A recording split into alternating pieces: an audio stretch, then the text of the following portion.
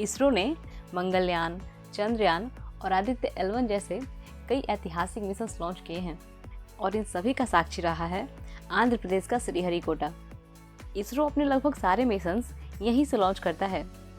लेकिन आखिर इस जगह में ऐसी क्या खास बात है कि इसरो ने यहाँ अपना लॉन्च पैड बनाया है? आज के इस वीडियो में हम इसी सवाल का जवाब ढूंढेंगे। श्रीहरिकोटा में लॉन्च पैड बनाने का पहला कारण है इसकी लोकेशन। यह जगह भारत के पूर्वी तट पर स्थित है और यह इक्वेटर के नज़दीक भी है। अब इससे रॉकेट लॉन्च करने में क्या फ़ायदा होता है, चलिए ये समझते हैं। हमारी पृथ्वी पश्चिम से पूरब की ओर घूमती है, इसलिए रॉकेट्स को पूर्वी दिशा में ही लॉन्च किया जाता है ताकि अर्थ की रोटेशन की हेल्प से रॉकेट्स की स्पीड को एक्सेलरेट किया जा सके। दुनिया में जितने भी रॉकेट लॉन्चिंग साइट्स हैं उनमें से ज़्यादातर साइट्स ईस्ट कोस्ट पर ही हैं। इसके अलावा किसी भी जगह को लॉन्चिंग साइट के रूप में चुनते हुए ये भी इंश्योर किया जाता है कि वह जगह इक्वेटर के नज़दीक हो, क्योंकि इक्वेटर पर अर्थ की रोटेशनल स्पीड ज़्यादा होती है और इस एक्स्ट्रा स्पीड का एडवांटेज भी रॉकेट को मिलता है, जिससे फ्यूल की बचत होती है।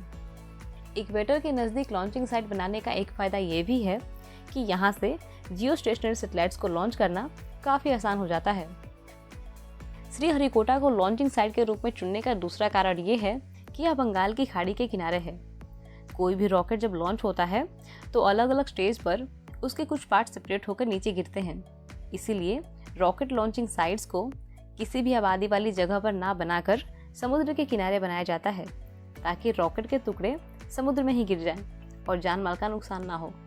इसके अलावा कभी कभी ऐसा भी होता है कि लॉन्च के बाद रॉकेट में कोई खराबी आ जाती है और उसे डिस्ट्रॉय करना पड़ता है।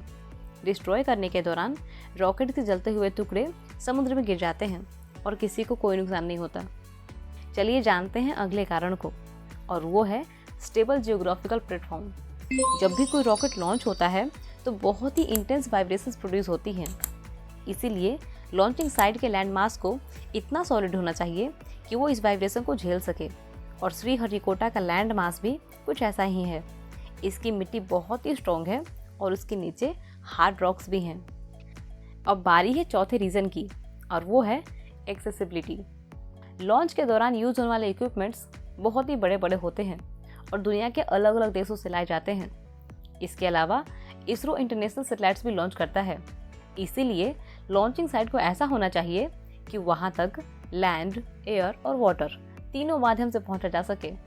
श्रीहरिकोटा NH5 पर है और नज़दीकी रेलवे स्टेशन इससे सिर्फ 20 किलोमीटर दूर है। इसके अलावा इंटरनेशनल सी पोर्ट्स और एयरपोर्ट्स इससे सिर्फ 70 किलोमीटर की दूरी पर ही हैं।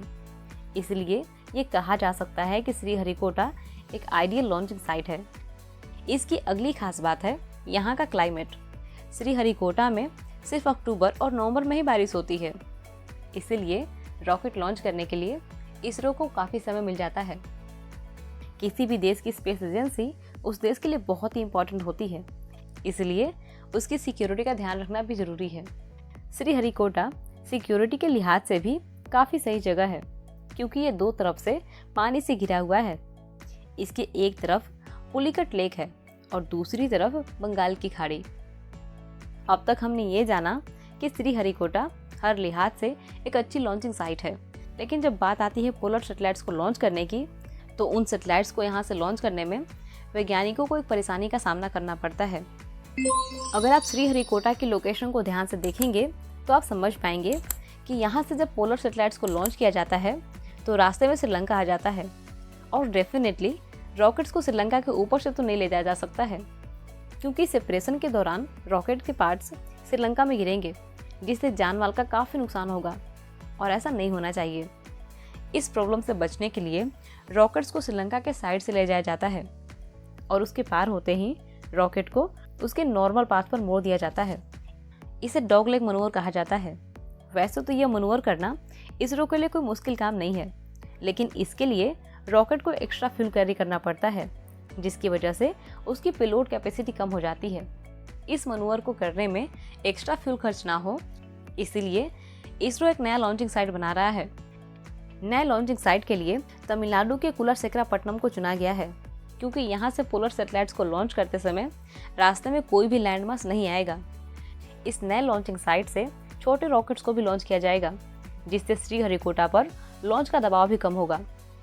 तो अब तक तो आप ये समझ चुके होंगे कि श्रीहरिकोटा हो या फिर कुलारसेकरापट्टनम, जब भी किसी जगह को लॉन्च साइट के रूप में चुना जाता है तो उसके पीछे कुछ विशेष कारण होते हैं, जैसे कि वहाँ का क्लाइमेट, लैंड मास, सी और इक्वेटर से उसकी दूरी, एक्सेसिबिलिटी और डायरेक्शन इत्यादि। उम्मीद है इसरो अपने इन दोनों लॉन्च साइट से सफलता की नई ऊंचाइयों को छुएगा।